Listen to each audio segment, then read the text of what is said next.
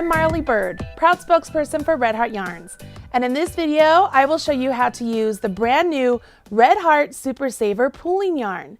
This yarn has been engineered to make it easier to achieve the plain pooling effect. In this video, I will show you the basics of plain pooling using the moss stitch. You can use everything you'll learn in this video to create a scarf in any of the colorways available in the Red Heart Super Saver pooling yarn. All you will need is your skein of Red Heart Super Saver pooling and a variety of crochet hooks to help you get gauge. Along with the materials, you'll need the free pattern available at redheart.com. I'll be sure to put a link in the video description box right down there below, but it's also on the ball band of your yarn.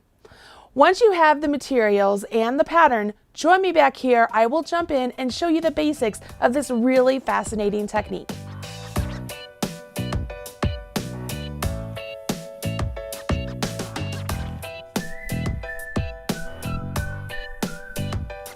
In order to get this really great argyle look using the moss stitch and the plain pooling technique, it's important you know how many stitches you are getting in each color of a color sequence, and it's important that you also shift those colors every other row, either to the right or to the left. You will know by row 3 if you are getting the actual argyle look because your colors need to start shifting on row 3. What makes the Super Saver pooling yarn so wonderful is that it has been specifically engineered so that each color length in a color sequence is exactly the same. So I worked with Red Heart to make sure that each length of color is 12 inches long. And within that length of color of 12 inches, if you're using the moss stitch, if you get 3 single crochets in each color, you can get this argyle plain pooling look. Now that doesn't mean that your chain ones have to be the same color, because they don't. It doesn't matter what your chain one color is. It really matters what the actual single crochet is, because that is the color that really pops and gives us this really great argyle look. That's why I mentioned you needing an entire pack of crochet hooks, because you might need to use a different size crochet hook to make sure you get the 3 single crochets per color. Okay, the pattern that we're using today uses a size H, but it very well could be that you need to use a J, an I, a K. It doesn't matter. The important thing here is that you're getting those 3 single crochets per color per sequence. The colorway we will use today is called Carnival, and Carnival has 5 colors in a sequence. So the very first thing we want to do is chain through those 5 colors. To begin, let's put a slip knot directly onto our hook. It doesn't matter at what color you make your slip knot, just place it in there. Now go ahead and start chaining stitches all the way through the sequence of colors. It doesn't matter how many chains we make because we will actually be working around our foundation chains, not into them. As I've been working with plain pooling over the last couple years, I've learned that working around my foundation chain rather into it allows me to make sure that my beginning row matches up widthwise to my finished row. It's one of those small techniques and subtle little changes that really makes your planned pooling perfect. I have worked through an entire color sequence here, and I want to make sure I'm left with a yellow loop on my hook. Why yellow? Well, that's because my very first sequence here is yellow. So I have yellow, red, blue, black, white. Those are the 5 colors of Carnival. Now, as I mentioned, we're going to work around our foundation chain in all of these stitches with the exception of our very first one. The very first stitch we do is a single crochet, and we will place that in the 4th chain from hook. Never count the one on your hook. 1, 2, 3, 4. So I'm going to go ahead and place my single crochet into the actual 4th chain from hook. This will be the only stitch I work into the foundation chain. This also counts as my first single crochet of the color yellow. I will go ahead and chain 1. Now, working around my foundation chain, I want to do another single crochet. All you need to do is take your hook, go underneath your foundation chain, grab your yarn, come back up, and then complete your single crochet. Chain 1, Okay, so now that's 2 single crochets I have in yellow, and I need to do 1 more in yellow. And there we go. I have 3 single crochets in yellow. Perfect. Now I continue on using the moss stitch, making sure I get 3 single crochets in each color of the color sequence.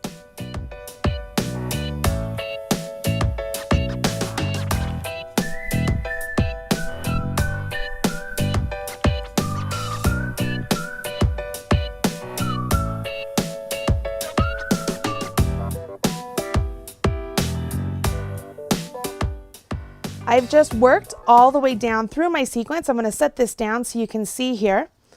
We have 3 yellows, 3 red, 3 blue, 3 black, 3 white. But you must remember, this initial skipped stitches over here, these skipped chains, count as a stitch, so they count as a color. So if this is counted as a color and it's white, I need to make sure I take out one of these whites, which is perfect because all that means is we're going to use the technique where you subtract 1 stitch from your color sequence to continue on. So what we will do here is I will go ahead, take my hook out, undo that last single crochet, and I will work another chain 1. Turn my work. I will leave all of these unused chains, just leave them be. Don't even worry about them. We will deal with them at the end of the project.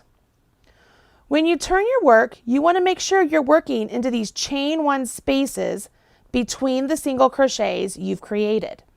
In those chain 1 spaces, you want to make sure you're doing your 3 single crochets in each color. This very first one will be yellow. Right here is my first chain 1 space, and I want to make sure I get a yellow stitch there. Then I continue on using the moss stitch and maintaining my 3 yellow single crochets. So 1, 2, 3 yellow single crochets. I continue on doing my moss stitch and getting my 3 single crochets in each color. As long as I do that, I am going to maintain this really great sequence that I have already established on my very first row. You'll notice here that sometimes the color between the stitches is a little bit off.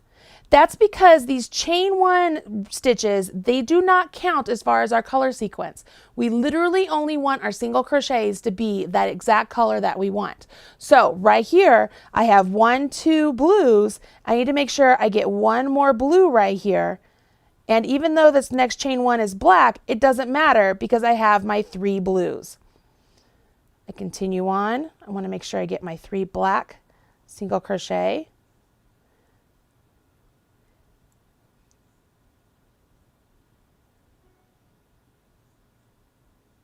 And then I finish off with my 2 white. Remember, the last one goes into this big space down here. Now that I have set up my sequence, I've set it up where I have 3 of each color in each row. It's on this row that I am going to establish whether my stitches are going to shift to the right or to the left. What I want to decide here is, do I want to make sure that these stitches below my chain 1 spaces, let me point here, here's my chain 1 space. So I'm concerned about what this stitch below my chain 1 space is going to do. So right here is my very first space I'm going to work into.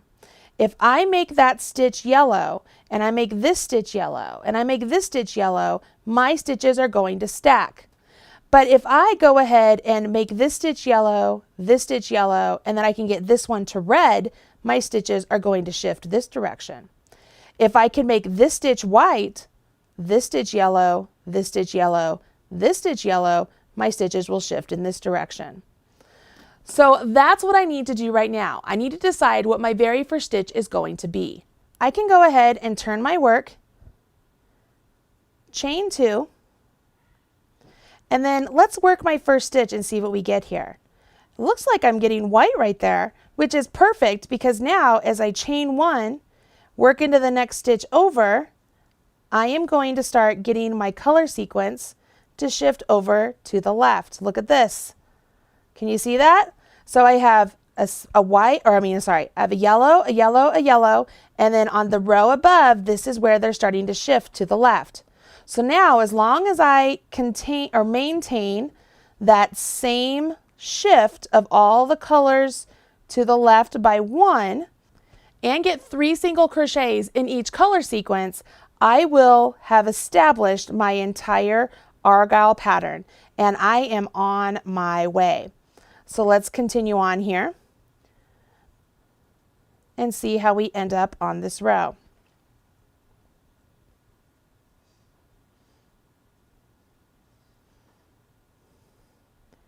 So let's see here, make sure.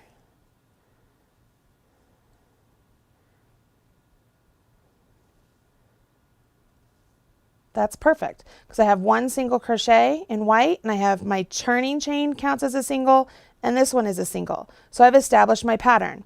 So I can turn my work, chain 2, work my first stitch here. I want it to make sure it's white, which it is. And now I am concerned with what the stitches are below my chain 1 space, and I want to make sure they're shifting to the left, okay? Because I've turned my work. So there's yellow, yellow, yellow. I've put a white on top of that yellow, which is great because now as I put a yellow right here, I'm going to start getting these stitches to shift.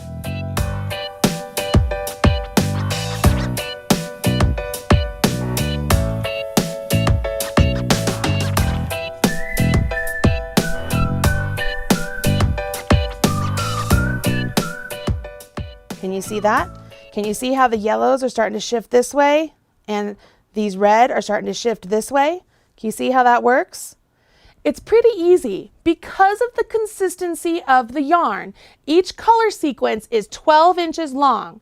So if we know that we want to get 3 single crochets within each of those color sequences, we can keep the plant pooling Argyle look. Now, because the chain 2 does not eat up as much yarn as a single crochet, there will be times when you are either at the beginning or the end of the row, and you might have to eat up a little bit more yarn in order to get the color sequence to work on the following row. Let me show you what I mean.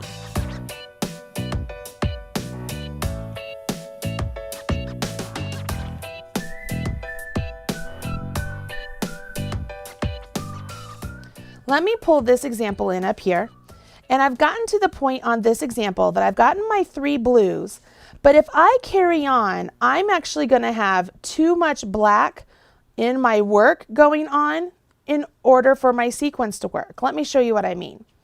If I put a black right here, and then put my black right here, chain 2, and turn, this first stitch right here needs to be white. And if I work my stitch, can you see it's black? Can you see that? Because now if I put a white here, I'm going to be 1 stitch over too far. So that means I've got too much black. Does that mean that the color sequence didn't work? Is it more than 12 inches? Let's take a look. Let me go ahead and rip out all of that black. And let's grab a tape measure. So if I put my tape measure down here and go to where it turns to blue, nope, I have 12 inches. So the black is still 12 inches. Why is it that I need to eat up yarn as I'm going around the corner? As we're going around this corner, we do a single here and a single here. When we do these chain 2s, it's not using as much yarn as we need it to in order to get rid of all of the black. So all you need to do is eat up that yarn a little bit. It's really not so hard. You can go ahead and create half double crochets. So I am going to create a half double crochet right here, and then a half double crochet at the end. Now when I chain 2, turn my work, I have the color I need right where it's supposed to be. So I could put my white right here and it's ready to go. What I don't like is that big space. See that space? That space is created because of the height of the double crochet or the half double crochet, but we can get rid of that. All we need to do is when we have to use these half double crochets, instead of working into this space, we will actually work into the row below. So I'm just going to go into the back leg of the row below and work my single crochet. What that does is it closes up that gap, but I still get the color I need it to be. I can carry on. Remember, this one is a half double also, so I'm going to work into the back leg of that one. And as long as I'm maintaining my 3 single crochets per color, I should have no problem. And it's because I ate up that black stitch, the black color down here, as I was turning. Okay? Does that make sense? So what's great here is that because of the consistency of the color dye, we can make sure that we have the exact number of stitches per color. It just might be that at the end we have to tweak it ever so slightly. But it is really easy. Haven't you seen here that it's pretty easy? We don't have to guess about how many stitches we have to have per color. And it's really rare that we have to do any sort of altering the stitches. It's really at the end or the beginning.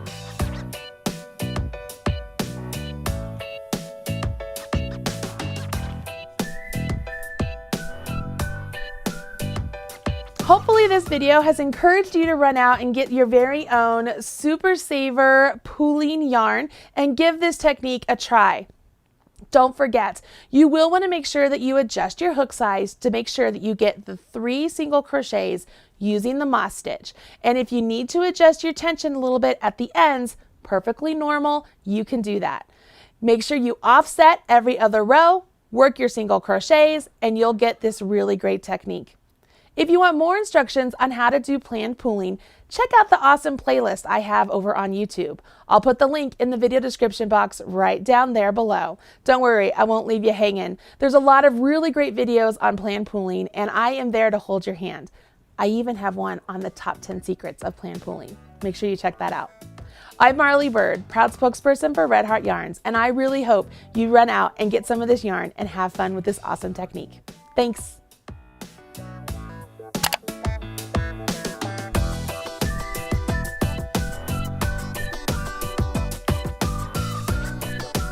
Everything you need to know about knitting or crochet can be found right here on the Marley Bird YouTube channel. Learn with Marley Bird. Visit youtube.com/Marley Bird.